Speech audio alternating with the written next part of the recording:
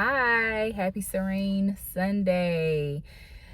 We are doing a part 2 of the topic from last Sunday, which was do not neglect the present.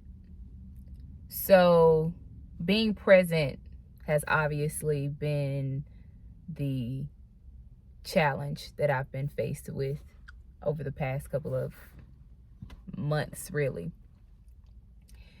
And last week, I spoke about how difficult it was for me to actually fellowship, minister, communicate with people, all because I wanted to be stuck in a place or stuck in a situation that was just pretty much over with, or, something I just really didn't need to focus on. I still wanted to be focused on it, but God was obviously trying to bless me in the moment by the way of people, by the way of uplifting conversation, but I wasn't making myself available because I was allowing an old thing to take up space, right? Today, I want to still, like I said, talk about being present, but I also want to challenge you all and warn in some way to be present as it pertains to driving. I know, plot twist, right? I went to this event and this man it was a podcast event.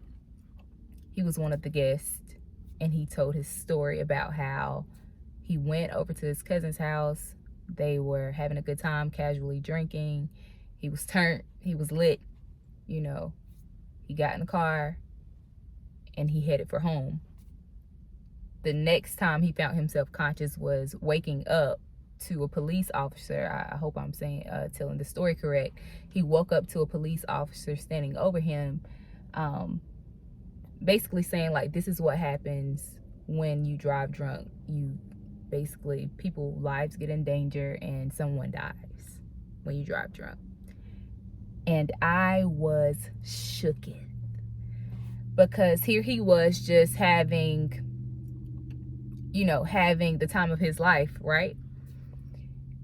And his intentions were to just go home after having a good time. But someone's life was lost in the midst of his good intentions, but still yet his irresponsibility with drinking.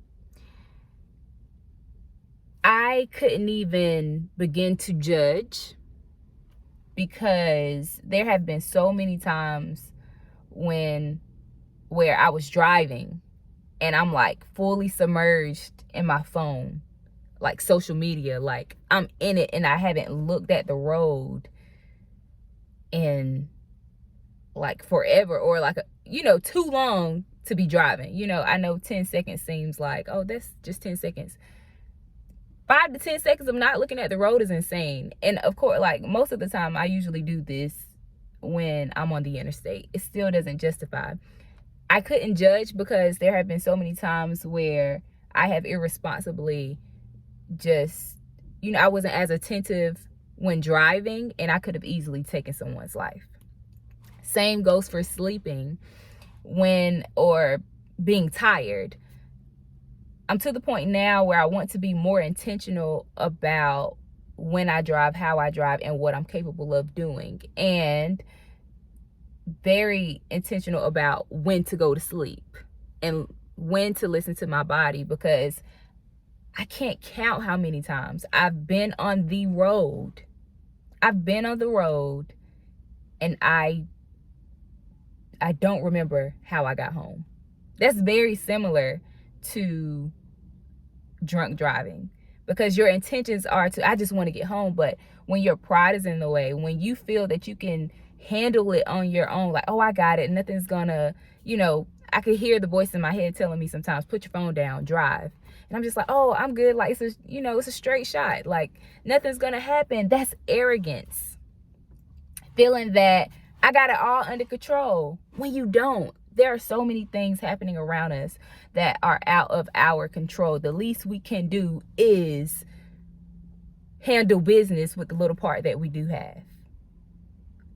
And today I just want to challenge each of you to be more present as it pertains to driving. Even when it comes to drinking, drink responsibly. If you feel like you've done too much, be mindful. Be mindful, be intentional, be responsible, be considerate of other people's lives that you could affect on the road. And it seems simple, like don't drink and drive, don't text and drive, don't drive while you're tired. These are the things that people tell us constantly, like our mamas, especially our mamas. If you're tired, don't get on that road, you know, or don't be drinking and driving from the police officers, or you see the billboards, don't drink and drive, or, you know, don't text and drive and stuff like that. We tell teenagers don't text and drive, but we do it too. And it's just like, y'all, we are not above the consequence. Never. It can happen to us any day. And the fact that I've been feeling this way for a while, I go to this event, this man tells his story, and then just on yesterday, I lost my cousin. He wasn't a cousin that I was close with, I'll be honest, but he is a family member, and my mom and them, you know, they have memories with him, right? But he was killed by a drunk driver, a young boy. And it's like, for what? It's not about intentions anymore. People think just because my heart is in a good place, just because that's not what I intend to do. It's like, no, you have to be intentional about what you do. It's not about what you want to do or what you feel like is in your heart. No, what are you actually doing?